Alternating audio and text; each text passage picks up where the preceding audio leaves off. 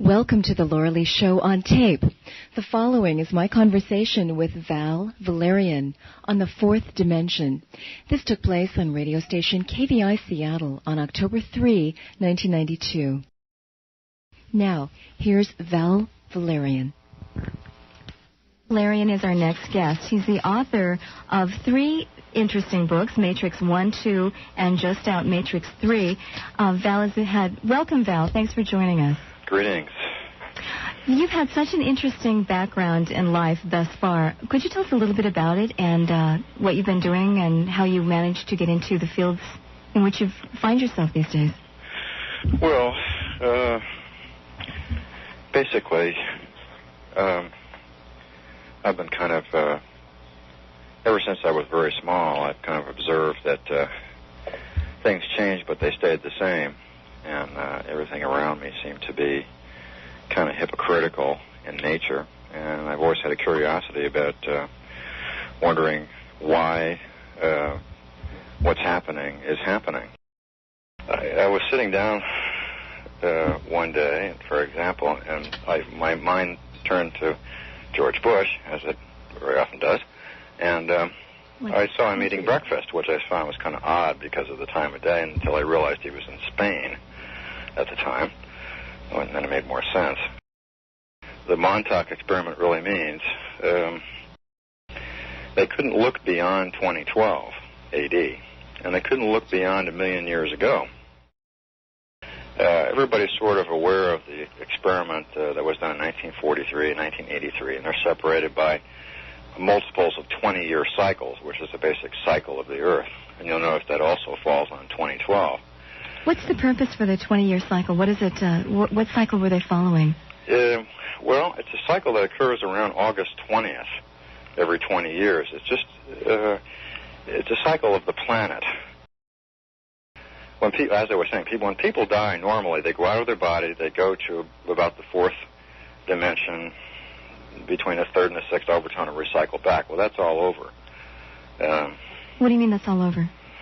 Well, because we are approaching the 26,000-year point in the procession. There's no more of this recycling stuff going to happen.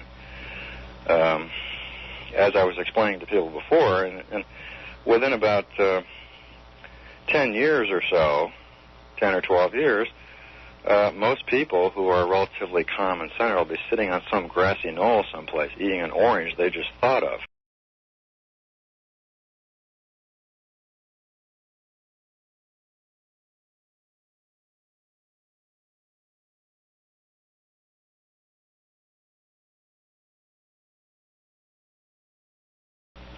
Ascension basically is going through this dimensional shift and going through it in your body with your eyes open, essentially, fully conscious. And resurrection is, the body dies, you go out of it and you go there anyway.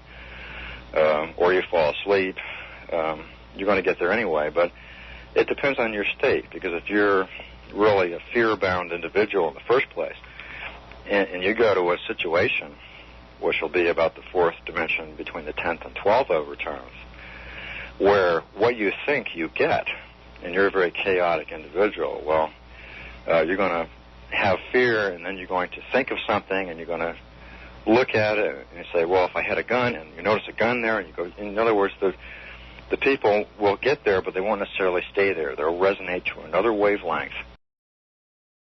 If you can really get rid of the idea of fear and become more conscious and aware, sure, you're going to do it on a cultural level. You're going to do it on a political level.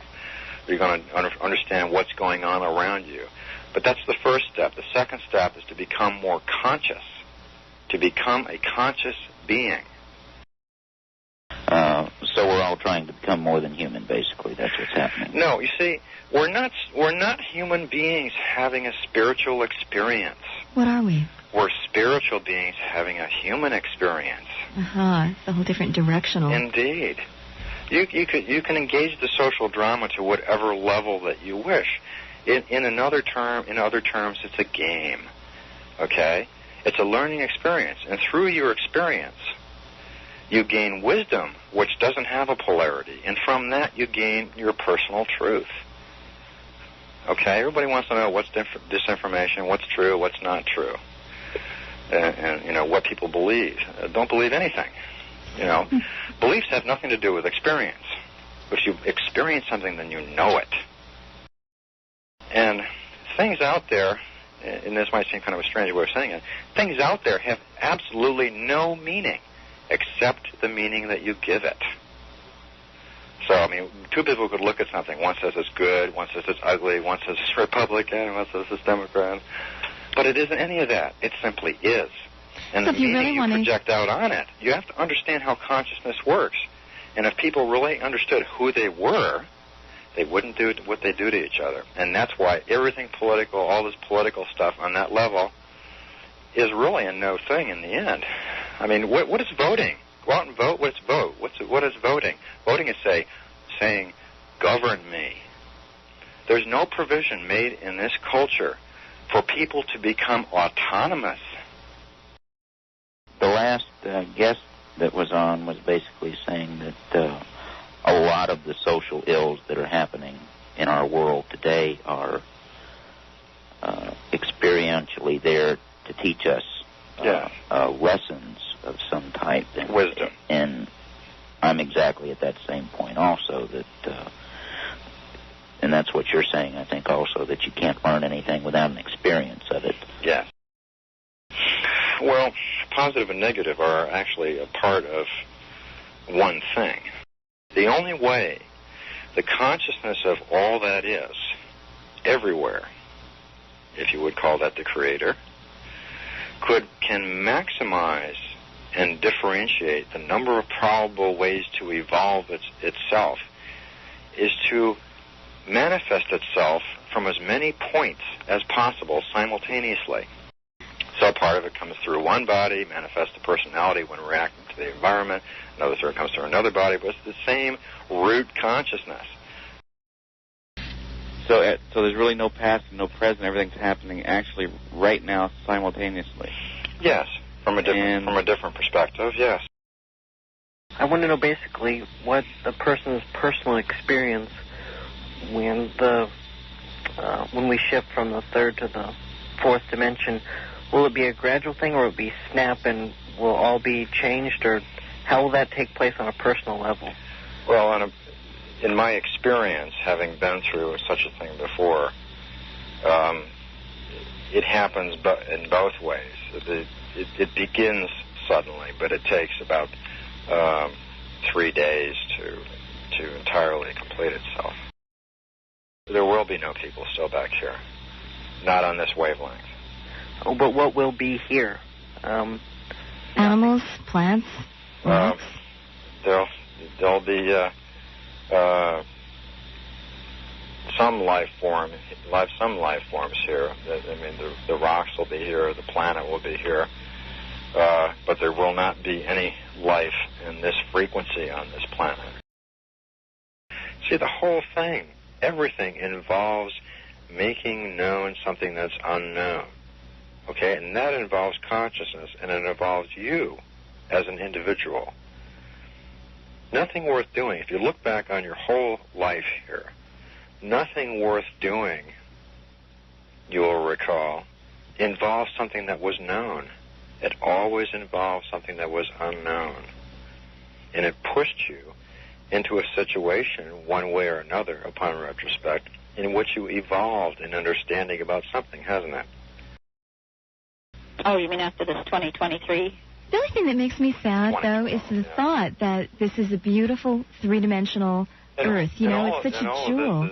All of this is already there. It's sitting there. It's there already. I have always existed. Okay, so you were never created. I have always existed, and so have you. Okay, it just depends on whether you have a body-conscious orientation and you have a separation in that mode. There are many different modes of dualism present in the consciousness on a cultural level. It depends on from what area you're speaking.